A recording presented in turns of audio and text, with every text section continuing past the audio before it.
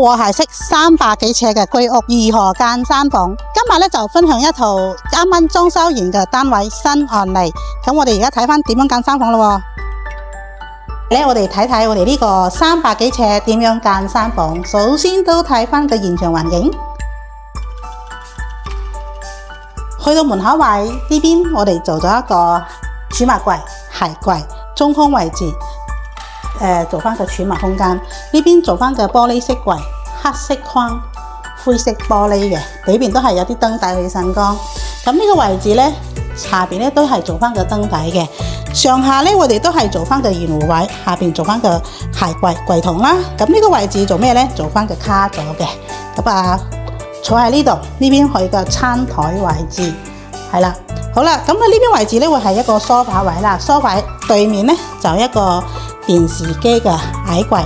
睇翻電視機矮櫃，我哋兩邊都係一樣啦，做翻個圓弧位咧。呢個係一個比較大嘅圓弧位啦，係啦，做緊簡簡單單做一個矮櫃得噶啦。好啦，點樣間山房？首先就睇翻個主人房先。主人房我哋呢邊咧係做翻個隱形門嚟嘅，係啦，同嗰個牆身一個顏色嘅。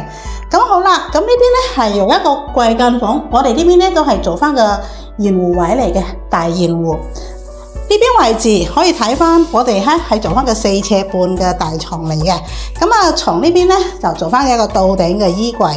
咁呢邊有掛衫區啦，下邊咧櫃筒係啦，接衫。咁呢邊咧有個細細地嘅化妝台。咁所有嘅位置咧，我哋呢邊都係做翻個圓弧位嚟嘅。OK， 嗱呢度都會做翻個圓弧啦。好，咁我去到第二間房啦。第二間房一樣，我哋都係做翻一個隱形門啦，入去睇睇啦。我哋呢邊做翻個3尺嘅地台床嚟嘅，3尺嘅地台呢邊咧就做翻個書台，咁呢邊有書櫃啦。咁呢邊咧有個衣櫃嚟嘅，咁放翻呢間房用噶啦，衣櫃係啦，都夠位擺衫噶啦。另外一邊嘅衣櫃咧就係呢度用噶啦。好，入到嚟呢間房咧又係3尺嘅地台床啦，有少少梯級上去嘅。咁梯級呢邊咧就有個開放格俾呢個擺嘢啦。咁呢個位置都係做翻個衣櫃擺衫掛衫嘅。咁下邊都可以多啲儲物。呢邊做翻個書台。咁呢個位置我哋都係做翻個圓弧位。咁上邊有個開放格，比較特別嘅開放格都係做翻個圓弧嘅，係啦，可以擺啲書啊、飾物啊都可以擺嘅。咁呢間房咧，我哋係做翻個通門。好，咁嚟到廁所，廁所位置。咁廁所位置咧，呢邊做翻個白色框嘅，以白色為主調嘅 PT 門。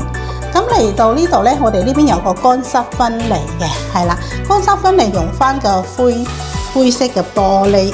咁呢度位置咧就做翻個浴室櫃啦，下邊咧呢邊做翻個趟門，呢個掩門咁樣啦。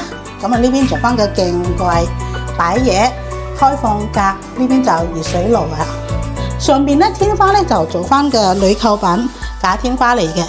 好啦，咁而家就去到個廚房位。廚房位我哋用咗個玻璃門嘅透明玻璃，咁都係 PT 門，咁白色框嘅 PT 門。咁入到嚟廚房，咁呢個位置咧就擺雪櫃噶啦，呢邊就洗衣機。好啦，我哋呢邊咧就做翻個 U 型嘅瓷櫃，係啦，呢邊就係個星盤位對住個窗，呢邊就煮水爐。咁呢邊空間可以擺多啲嘢。上邊咧都係做翻個吊櫃，吊櫃一樣我哋都係做翻個高光門板嘅。好，咁呢邊位置咧就係一個獅子櫃啦，都可以儲物，多啲儲物嘅櫃筒儲物。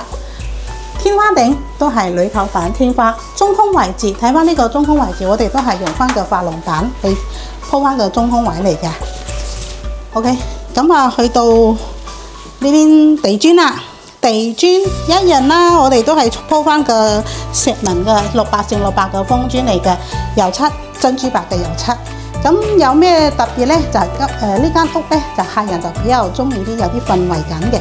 咁所以咧，佢就做咗個天花燈槽，上邊咧就圍咗一個 L 型嘅天花燈槽，睇唔睇到啊？順邊有啲滲光都幾好睇嘅。同埋咧，我哋呢邊咧兩個門咧頂咧本身係玻璃嘅，咁玻璃咧我哋封翻板之後油漆都幾好睇嘅。同埋呢個幕牆咧，發現到嘛？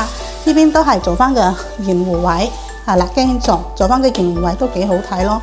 咁啊，成個裝修呢個單位咧就以灰色、白色為主調嘅。